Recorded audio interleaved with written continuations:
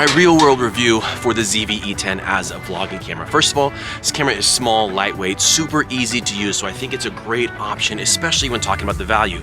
But up first, I want to talk about stabilization, because for a lot of vloggers out there, stabilized footage is really key. Nobody wants to watch shaky vlogs with no stabilization. That kind of makes people car sick.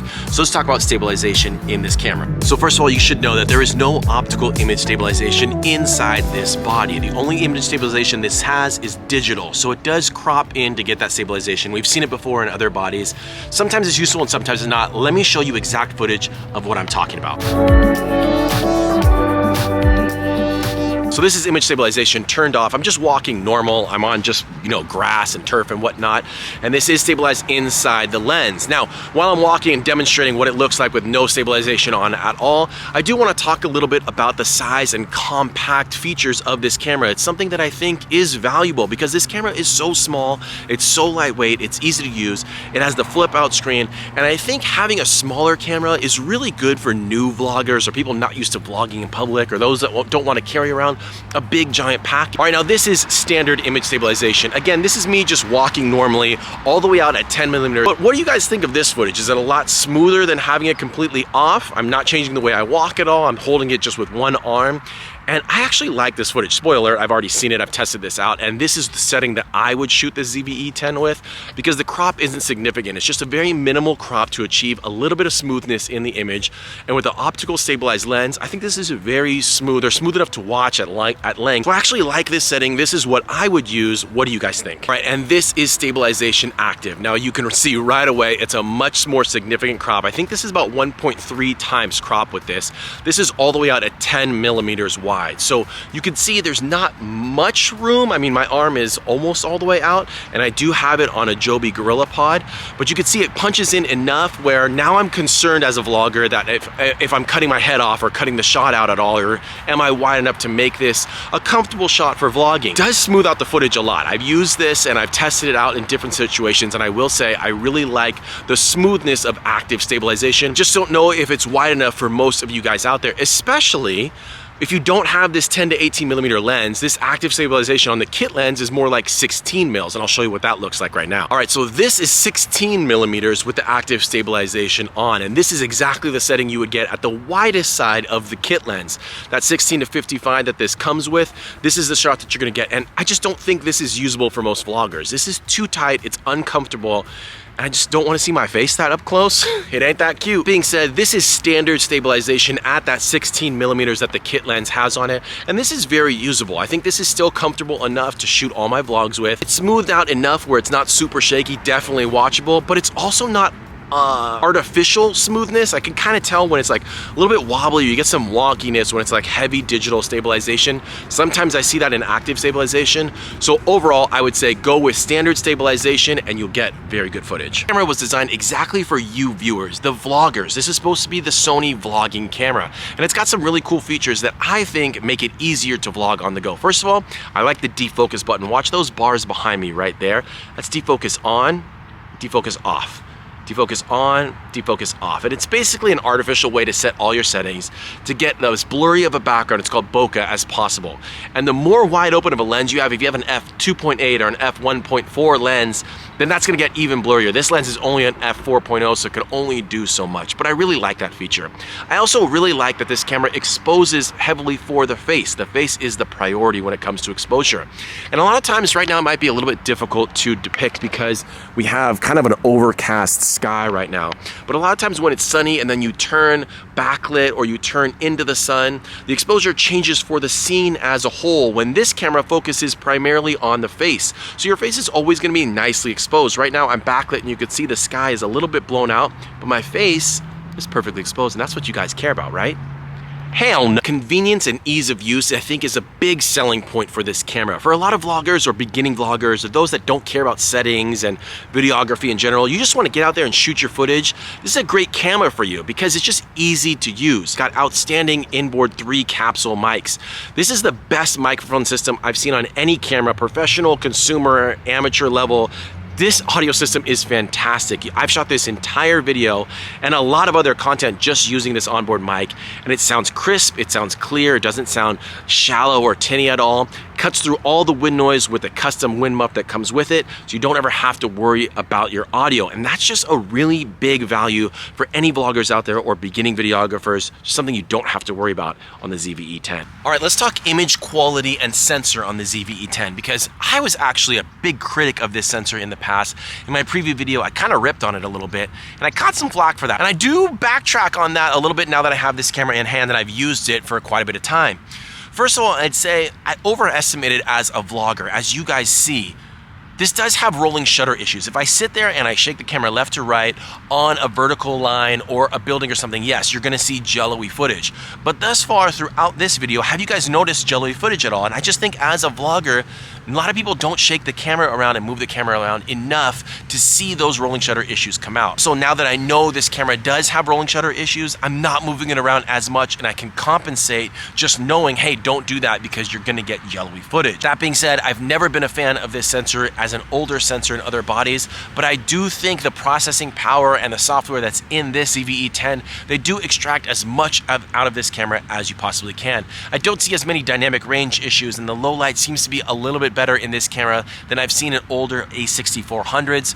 So overall, I'd say as a vlogging camera, I don't complain about this sensor at all. I don't notice it to be as much of a hindrance as I have in the past. And if you just are mindful of that rolling shutter, then hell, you got pretty good quality in 4K. So up next, I wanna talk to you guys about value, because that's something I may have been a critic about in the past, but I do again wanna walk that back on this video.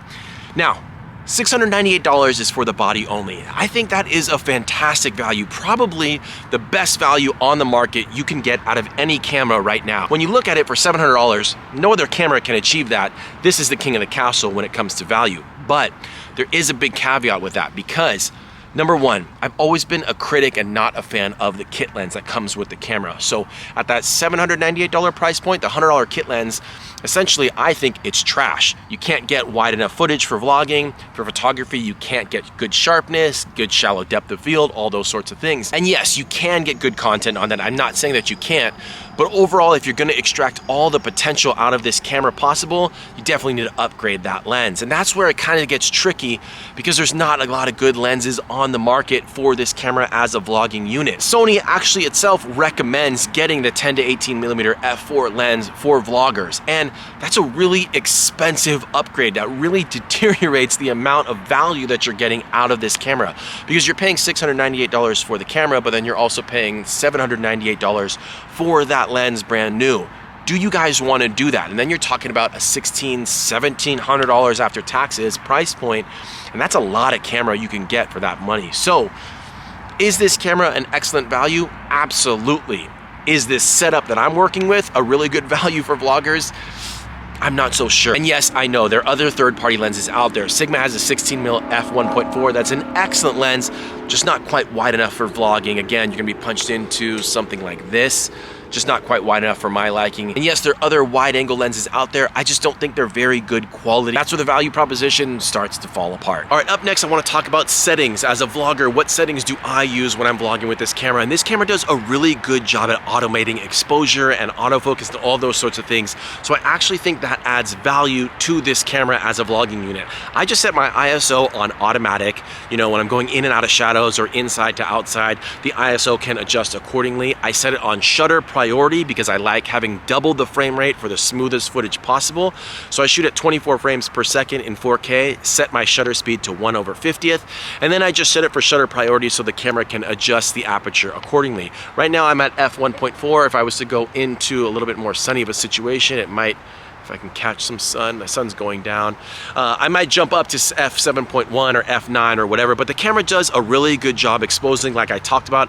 It exposes for the face. See, it's adjusting to f4.5 right now. Now it's at 5.0. And it does a smooth job adjusting that aperture where you're not gonna get really jarring changes in exposure like if you are shooting manual. You could shoot manual, but you just have to pay a lot more attention to exposure. And when I'm vlogging, I just think it's really easy and simple to set on those settings automated and then just focus most on your story and your content and getting your shot. Ooh, I think I can catch a little bit of sunlight. There's a sunny patch right here. The sun is shining through just a little bit. Let's get some good sunlight. Let's get some good sunset light. Oh, that is not good sunset light. All right, so as you can see, I absolutely love this camera. I think it's the best vlogging camera on the market for the money. Now, that doesn't mean to say that there aren't issues. This camera definitely has some flaws, and let's get into them. First of all, I hate the menu system. It's confusing, it's discombobulating, it's difficult to find things. So as a new Sony shooter or a new shooter in general, to find different things like formatting your card or turning your steady shot on, you're gonna have those issues with digging deep into the menu. Number two, I cannot stand the switch on top to change modes. To go from video to camera to slow motion settings, you have to change a switch instead of a dial. I find it to be slow, and it's just super annoying to me, especially with the wind muff on. Now you need to dig under the wind muff to get to that switch. I wish Sony would have made it so that when you switch to different modes, the setting from that mode that you used in the past stay with that setting. So a good example, right now I'm shooting at 1/50th of a second and f5.6. If I switch it over to now stills for shooting pictures, it's gonna keep these settings. And I rarely shoot still pictures at 1/50th over second with shutter priority. I wanna shoot in manual, so I wish it would keep the manual setting whenever I switch to that mode.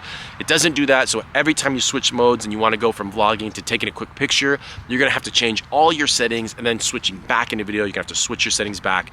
It's pretty annoying. So battery life is just subpar. I get on a full charge of battery about an hour worth of 4K shooting. That dips down to about 56 minutes with active stabilization on. So you're definitely gonna have to pack 3-4 batteries to get you vlogging throughout the day. I'm waiting for that sun to set so I can get some low light tests for you guys to see. I'm at sunset, there's not much light out here, and this is my low light test for vlogging. So right now I'm shooting at 1/50th f4 and the ISO is at 6400. I could punch it up a little bit more, but I actually think I get the shot pretty decent. And you can see there's a little bit of noise, there's a little bit of softness, but overall it's still definitely usable for most of you vloggers out there. If I'm using a GoPro or something like the new DJI Action 2, which I really liked for vlogging, this shot would be pretty much unusable. It'd be super noisy, super grainy, and really bad quality. Also, when it comes to the iPhone and vlogging, yes, it is a powerful tool when you're using the back cameras, but the front camera on all the iPhones, even the new 13 Pro, is absolute trash. So this shot with that vlogging camera would also be pretty much garbage. So that's where this camera really makes itself much more valuable and compared to anything else on the market for vlogging. All right, so overall, as a vlogging camera, this camera officially wins in my book the title as best vlogging camera on the market for the money. It beats out the Canon M50, which is what I would recommend for most vloggers in the past, but this camera takes that title down. I hope this video helps out your buying decision. If it did, hit me with a thumbs up, subscribe for more awesome videos. My next video is gonna be how is the ZVE-10 as a YouTube talking head studio camera.